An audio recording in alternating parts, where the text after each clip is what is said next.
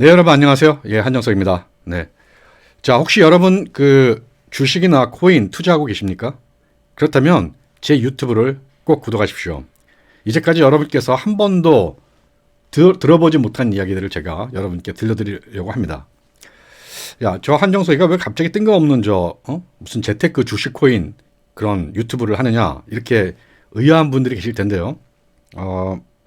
저는 사실 KBS PD로 입사하기 전에 우리나라가 처음으로 그 자본시장 자유화를 할 때 현대증권 국제부에서 외환과 더불어서 그 미국의 트레저리 펀드하고 일본의 JGB 그 정부채 투자 딜러를 했었습니다. 그러니까 선물 옵션 투자를 했었고요.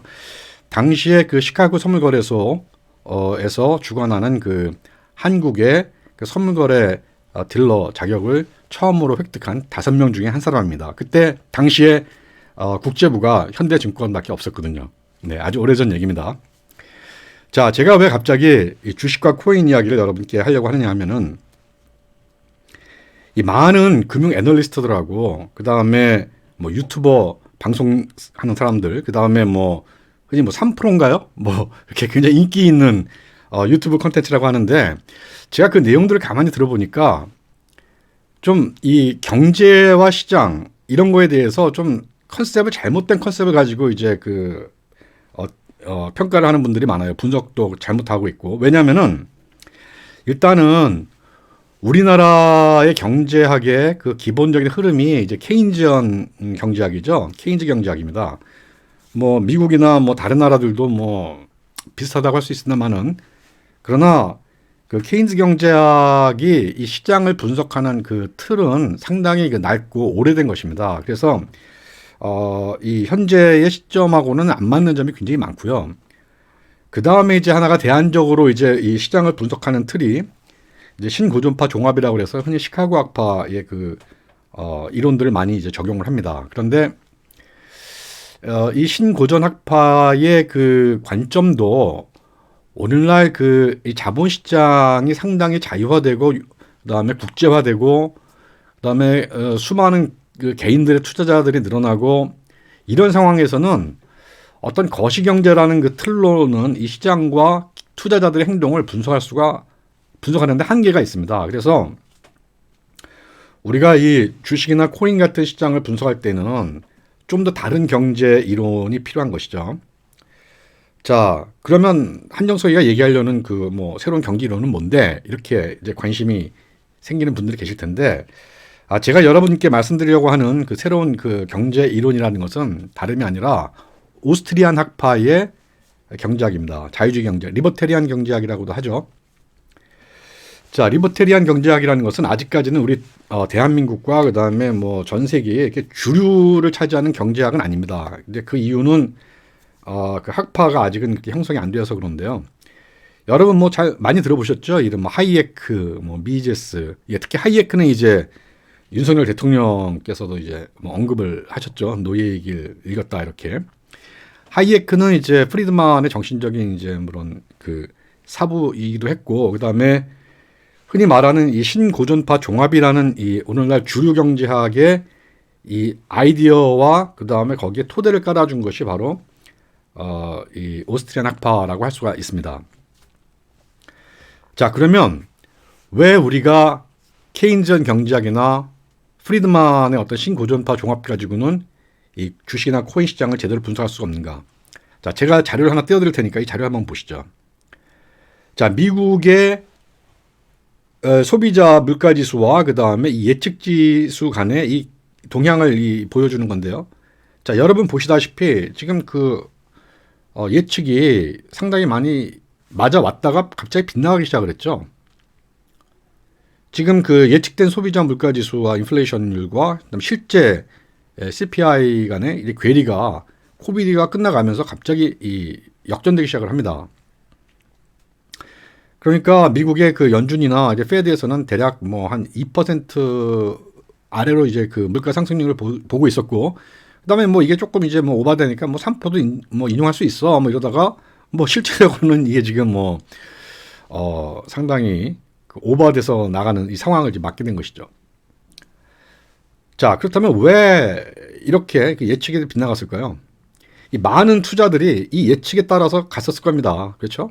아, 인플레이션이 뭐 있다 하더라도 충분히 뭐 미국의 연준이나 페드가 잡을 수 있어.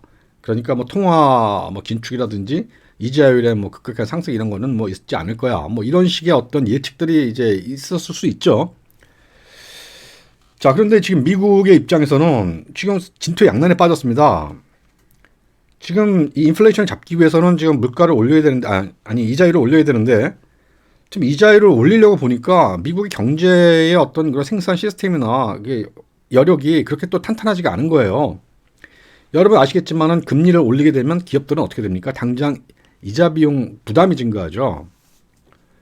그 경제가 이렇게 활성화되는데 이자율 상승은 악재가 됩니다. 그러다 보니까 인플레이션도 잡아야 되는데 그렇다고 이자를 올리려니 또 이 생산 부분이 뭔가 좀 확실하지 않고 이런 상황에서 지금 미국은 스태그플레이션이 다시 오는 거 아니냐라는 그런 공포에 지금 사로잡혀 있는 것입니다. 그러니까 이제 주가가 곤두박질 치기 시작을 하고 있는 것이죠.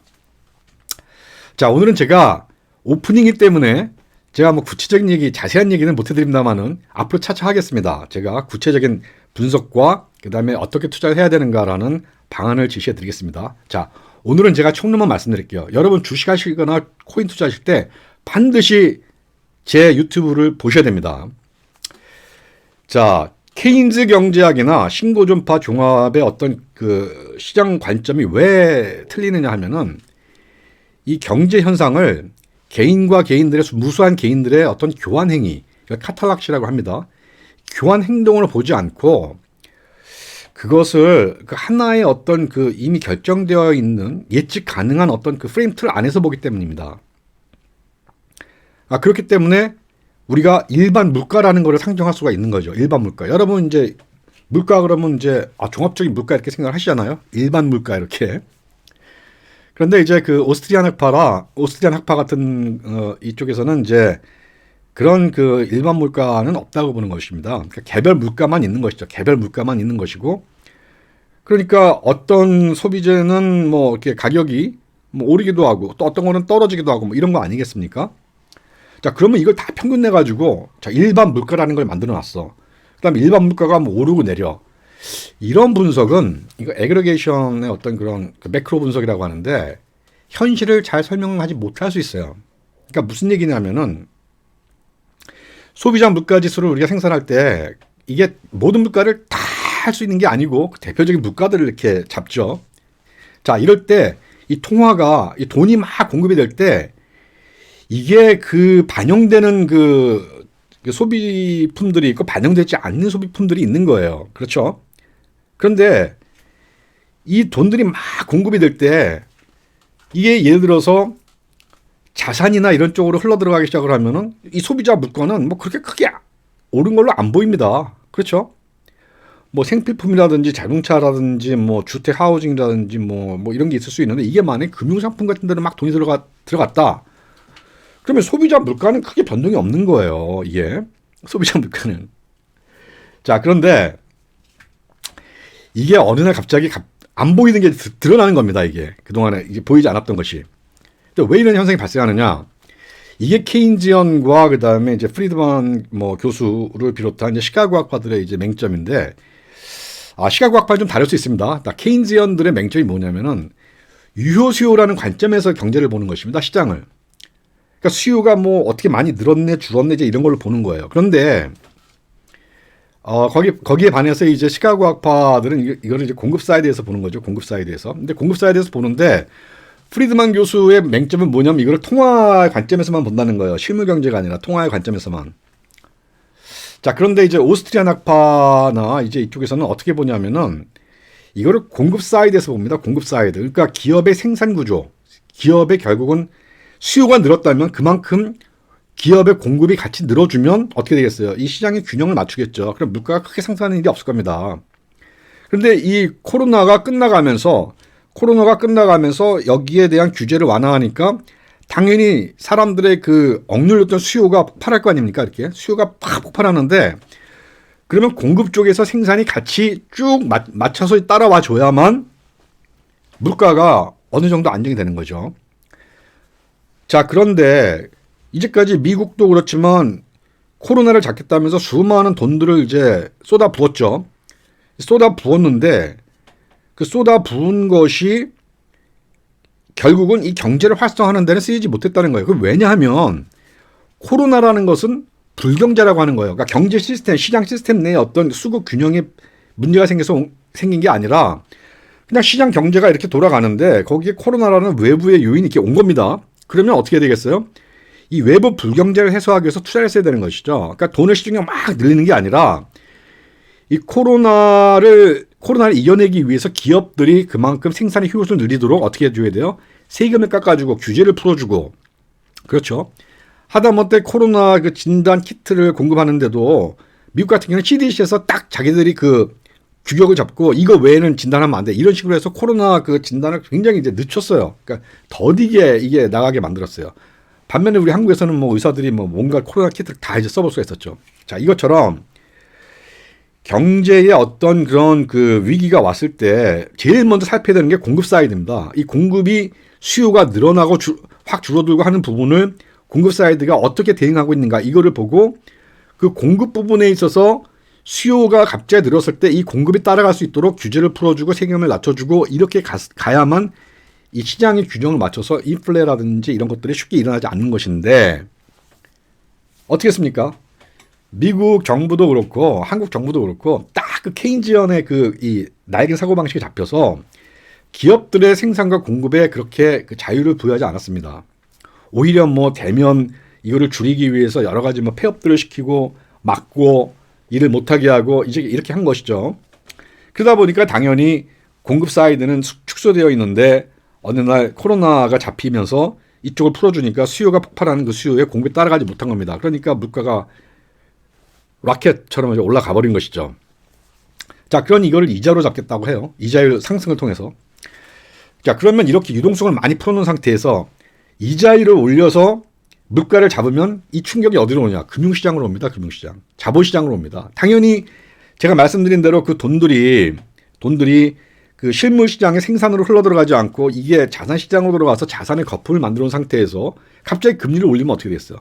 자산시장부터 이게 무너지기 시작하는 것이죠. 이게 코인시장, 주식시장 이렇게 망가지는 겁니다. 부동산시장도 앞으로 부동산시장 빠집니다. 이제 빠져요. 빠지는데 어떻게 빠지냐? 한국에서는 강남 부동산은 잘 안 빠져요. 왜냐하면 거기는 수요가 계속적으로 이제 대기 수요가 있고 잠재 수요가 있기 때문에. 그런데 어영부영 오른 곳들은 이제 빠진단 말입니다. 어영부영 오른 곳일수록 더 많이 빠진단 말입니다. 이제 특히 저는 이제 그 걱정되는 게 저 파주 그 이쪽에 뭐 제가 특정 지역을 좀 얘기하면 이제 좀 그러니까 뭐 파주 그 그냥 말씀드리죠. 뭐 운정지구 이런데 말이죠. 어영부영 뭐 이렇게 올랐던 곳들 이런 것들 앞으로 심각하게 빠집니다. 그래서 이 시장 분석이 잘못됐다. 이 시장 분석을 잘못하는 이유에는 말씀드린 대로 이 케인즈 경제학 이게 좌파적인 시각이에요. 사실은 이게 뭐 자유주의라고 하지만 자유주의 안에서도 이쪽에 그 미국의 민주당식의 그런 그 데모크라트적인 어떤 관점인데 이게 수요의 어떤 관점을 두고 이제 이 수요 조절을 통해서 뭐 수요 억제를 하거나 뭐 이런 식으로 해서 뭔가 유효수를 만들고 뭐 이렇게 하려는 경제학인데 제가 전공이 경제학을 잘 압니다. 그리고 제가 지금 시장에서 실질적으로 서바이벌 투자를 국제 글로벌 시장 서바이벌 투자를 했기 때문에 제가 자신 있게 말씀드릴 수 있어요. 케인즈 경제학으로 분석하는 모든 시장은 다 실패합니다. 그거는 전혀 안 맞아요. 현실에 안 맞아요. 안 맞습니다. 그런데 우리 경제 관료들이 케인지언 이 관점에서 이 경제를 분석하고 거기 처방을 내놓으니까 당연히 애널리스트나 뭐 금융 이쪽의 그 기관들이 또 거기에 맞춰서 가야 되는 거고 그러다 보니까 일반 투자자들도 거기에 따라서 이제 해설을 받고 그렇게 시그널을 받는 거예요. 그러니까 그렇게 반응을 하는 겁니다. 자, 그런데 제가 말씀드렸듯이 이 시장이라는 것은 개인들이 행동하는 것이고 개인들이 교환을 통해 행동하는 것이고 그 교환에는 거래 비용들이 있고 주관적인 효용이 있어요. 그러니까 주관적인 효용이 낮은데 아무리 가격을 뭐 낮추거나 뭐 수요를 어떻게 뭐 끌어당겨서 한다는 것은 있을 수가 없는 일이에요. 그거는 인간이란 것은 그런 장기판의 말이 아닙니다. 뭐 장기판 말도 쓰듯이 이렇게 옮기면 가고 뭐 이러는 게 아니에요. 개인들은. 자, 그러다 보니까 지금 미국이 이제 다시 스태그플레이션이라는 어떤 딜레마에 지금 빠진 상황이 왔고 당연히 뭐 미국의 그런 뭐 경제 정책이나 이런 거를 따라가는 뭐 한국의 어떤 그런 재정이나 뭐 이런 그다음에 거시경제 운용자의 관료들도 그런 위기 속에서 지금 이 방향을 못 잡고 있는 겁니다. 특히 한국은행 지금 어떻게 해야 될지 지금 뭐 고민들 많을 거예요. 한국은행이 뭐 지금 그 저 소상공인들 코로나 이거를 하기 위해서 지금 또 돈을 풀어야 되는데 이 돈을 풀게 되면 어떻게 돼요? 유동성이 막 증가하게 되면 이자율이 떨어질 거 아니에요? 그럼 한국 이자율은 떨어지고 미국의 이자율은 올라가면 이게 금리가 역전이 되잖아요. 그러면 어떻게 되겠어요? 외국 그 환들이 국내 투자되었던 이 외환들이 어떻게 되겠어요? 이거를 다시 미국으로 갈 거 아니에요. 이렇게 금리가 올라가니까. 그러면은 우리나라의 지금 외환 상태가 지금 어떤지 모르겠습니다만은 되게 우리나라의 외환 상태는 주식으로 들어온 외환이 아니라 되게 3개월짜리 그 단기치를 통해서 이제 들어오는 그 외환이 대부분이에요. 그리고 이게 3개월마다 이제 뭐 이렇게 3년마다 이렇게 재연장되는데 이게 어느 순간에 연장들이 또 안 될 수가 있어요. 이 금리가 자꾸 역전이 벌어지면 이렇게 되면 다시 그 외환 위기가 올 수도 있습니다. 제가 뭐 여러분께 뭐 공포를 드리는 게 아니라 서바이벌을 위해서 막 드린 말씀이에요. 서바이벌. 일단 서바이벌을 해야 될 거 아니에요. 살아남아야 그다음에 뭐 봄이 왔을 때 뭐 싹도 틔울 거 아니에요. 한겨울에 다 얼어 죽었는데 봄이 온들 뭐 합니까? 그래서 자 앞으로 여러분 제 유튜브 방송을 보십시오. 주식, 코인, 부동산 하시려는 분들 제 유튜브 방송 보셔야 됩니다. 그리고 뭐 3%나 뭐 이런 기존의 어떤 낡은 프레임으로 시장을 보려는 분석들은 다 실패합니다. 이 점 명심하시고 앞으로 제 유튜브 채널을 지속적으로 봐주시고 좋아요, 구독 눌러주시기 부탁드립니다. 네, 감사합니다.